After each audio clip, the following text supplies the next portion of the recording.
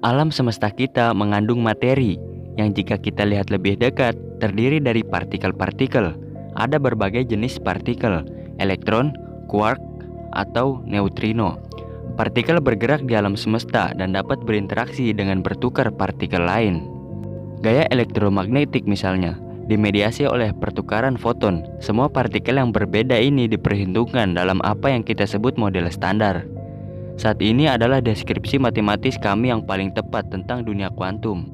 Ini berisi dua kategori utama partikel, fermion yang sebagian besar merupakan materi dan boson yang sebagian besar menggambarkan interaksi. Pada pandangan pertama, orang mungkin berpikir bahwa ini adalah teori pamungkas, bahwa model standar menjelaskan segalanya. Namun sayangnya, ada interaksi lain yang tidak diperhitungkan dalam model ini, yaitu gravitasi. Dalam skala besar, kita mengetahui bahwa gravitasi dijelaskan oleh relativitas umum. Benda melengkungkan ruang waktu, sehingga menarik benda lain.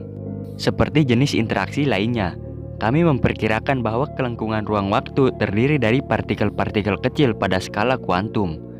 Kuanta kelengkungan ruang waktu yang disebut graviton. Namun ketika kami mencoba memasukkan graviton ke dalam model standar, perhitungannya memberikan hasil yang tidak masuk akal dengan nilai tak terhingga yang tidak dapat dihilangkan. Kita tidak bisa menggambarkan gravitasi pada skala kuantum. Untuk memecahkan masalah ini, para fisikawan telah mencari teori-teori baru selama lebih dari setengah abad. Dalam video ini, kita akan bersama-sama membangun salah satu pendekatan yang paling menjanjikan, yaitu teori string. Ide dasarnya cukup sederhana. Dalam model standar, partikel digambarkan sebagai titik kecil tak berdimensi. Kami akui bahwa titik-titik ini tidak semuanya mempunyai sifat yang sama karena fakta bahwa terdapat berbagai jenis partikel. Dalam teori string, kita berasumsi bahwa ini hanyalah perkiraan, dan jika kita memperbesar partikelnya, semuanya terdiri dari string kecil. Terkadang terbuka dan terkadang tertutup. Senar kecil ini mempunyai tegangan, seperti karet gelang kecil dan dapat bergetar. Senar gitar dapat bergetar dalam mode harmonik yang berbeda. Demikian pula, string kecil kita dapat bergetar dengan cara yang berbeda-beda. 1 ripples, 2 ripples, 3 ripples, dan seterusnya. Dan mode getar yang berbeda berperilaku pada skala kita seperti jenis partikel yang berbeda. Saat kami melakukan perhitungan, kami menemukan secara khusus bahwa beberapa string berperilaku seperti itu. Beberapa seperti graviton berawal dari satu-satunya prinsip bahwa partikel adalah rangkaian kecil dengan tegangan. Kami telah menjelaskan mengapa ada berbagai jenis partikel, dan kami secara alami memperkirakan keberadaan graviton. Dengan demikian menggambarkan gravitasi pada skala kuantum. Sekarang kita ingin memahami bagaimana string ini berevolusi di alam semesta. Untuk itu, kami akan menggunakan prinsip yang sama dengan model kami saat ini. Bayangkan kita melempar elektron ke sasaran. Elektron merambat seperti gelombang, dan ketika mencapai target, kita tidak dapat mengetahui secara pasti di mana ia akan terwujud. Pada skala kuantum, percobaan yang sama dapat memberikan hasil yang berbeda. Kami hanya dapat memprediksi kemungkinan mengamati hasil ini atau itu. Dan tujuan fisika pada skala ini adalah untuk menentukan probabilitas ini. Pendekatan matematis untuk menentukan probabilitas mengamati hasil tertentu adalah dengan mempertimbangkan semua kemungkinan skenario yang mengarah ke sana pada saat yang bersamaan. Kami menjumlahkan semua lintasan, tetapi juga semua kemungkinan interaksi. Misalnya, sebuah elektron dapat memancarkan satu foton, lalu menyerapnya kembali, atau 2 foton, atau bahkan 3. Dalam sebuah skenario yang kami pertimbangkan, kami secara manual memutuskan untuk mengizinkan jenis interaksi tertentu mereproduksi apa yang kami amati dalam kenyataan. Dan dengan menjumlahkan semua skenario ini, kita memperoleh probabilitas yang diinginkan. Dalam teori string, pendekatannya sama, namun partikel-partikel itu bukan lagi titik. Sebuah titik menelusuri lintasannya terhadap waktu, tetapi sebuah string menelusuri suatu permukaan. Dan untuk mendeskripsikan evolusi string dengan cara probabilistik seperti dalam fisika kuantum, kita akan mempertimbangkan sebuah kemungkinan geometri yang dapat ditelusuri string dari waktu ke waktu. Ia dapat mengikuti lintasan tertentu, bergetar dengan cara tertentu, tetapi juga menggandakan dirinya sendiri, yang berarti memancarkan partikel, atau menggabungkan kembali, yang berarti menyerap kembali partikel membentuk geometri berlubang. Dengan menjumlahkan semua geometri yang mungkin, teori string secara otomatis memasukkan interaksi, tidak perlu menambahkan secara manual. Kebetulan interaksi dalam model standar bersifat lokal. Misalnya emisi foton terjadi seketika. Dalam teori string, interaksi sekarang berlangsung terus-menerus. Partikel tidak lagi dipancarkan secara instan, melainkan bertahap. Ini menghilangkan ketidakterbatasan yang kami peroleh saat kami mencoba memasukkan graviton ke dalam model standar. Dengan cara ini, teori string tidak hanya memprediksi keberadaan graviton, namun hal ini juga memungkinkan kita menghitung bagaimana ia berinteraksi dengan partikel lain, sehingga dapat menjelaskan gravitasi kuantum. Sejauh ini, teori tersebut terlihat sangat menjanjikan. Ini menjelaskan mengapa ada berbagai jenis partikel.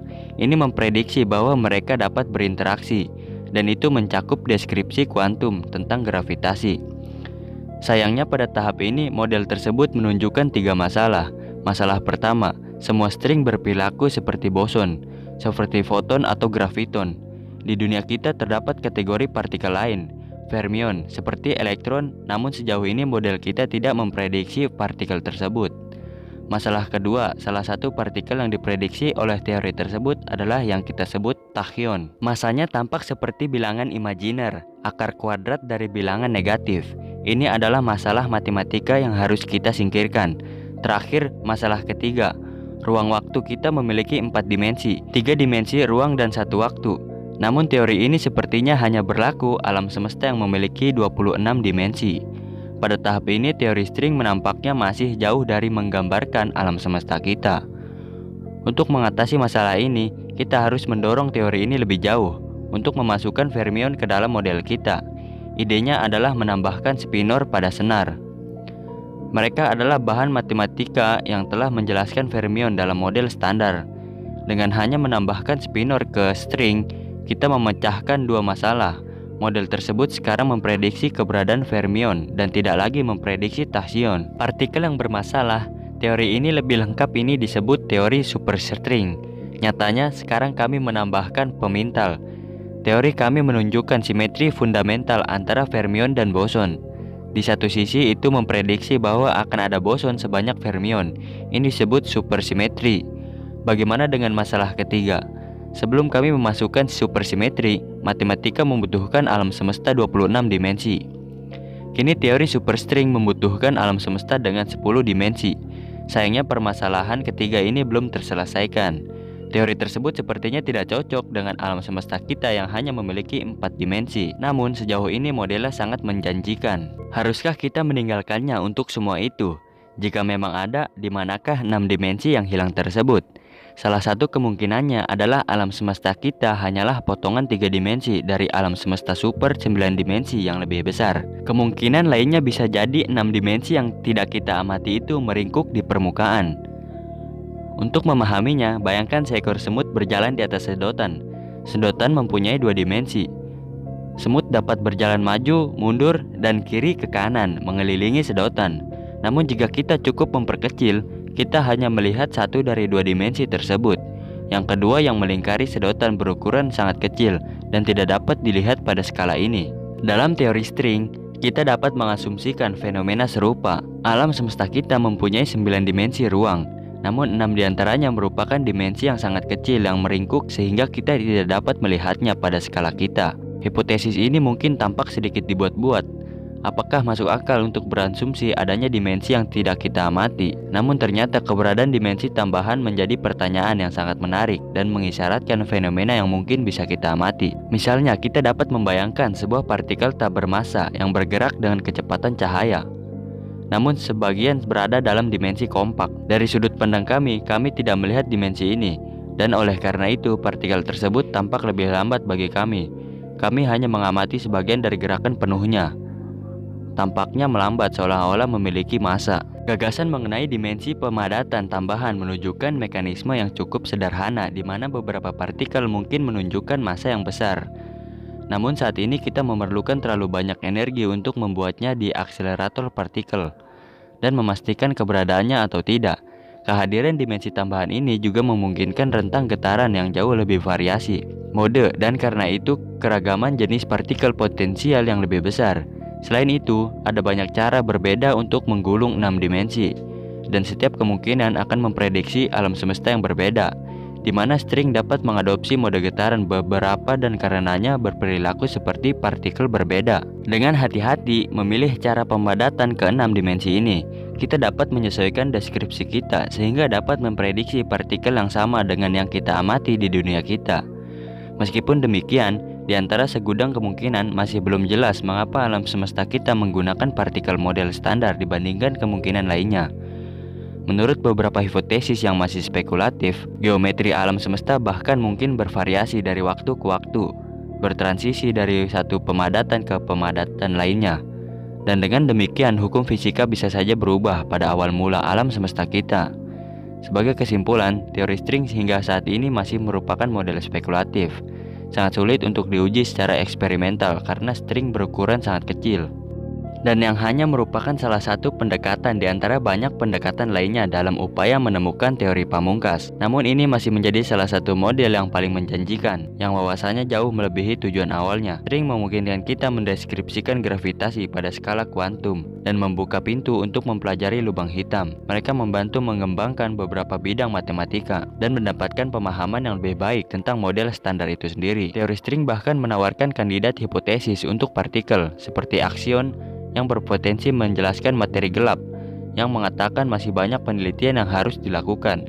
Secara khusus, aspek teori string yang paling baik dipahami sangat bergantung pada supersimetri, yang cenderung memprediksi keberadaan partikel tambahan yang sepertinya belum kita amati. Ada beberapa pemadatan yang menjelaskan bahwa kita tidak mengamati supersimetri, namun ini masih sangat jarang dan tidak dipahami dengan baik. Terakhir, untuk melangkah lebih jauh, sebenarnya terdapat 5 versi teori superstring yang berbeda yang menjelaskan berbagai jenis alam semesta. Kita dapat menunjukkan secara matematis bahwa kelima teori ini pada kenyataannya merupakan perkiraan dari satu model yang lebih lengkap, yang menggambarkan alam semesta dengan 11 dimensi.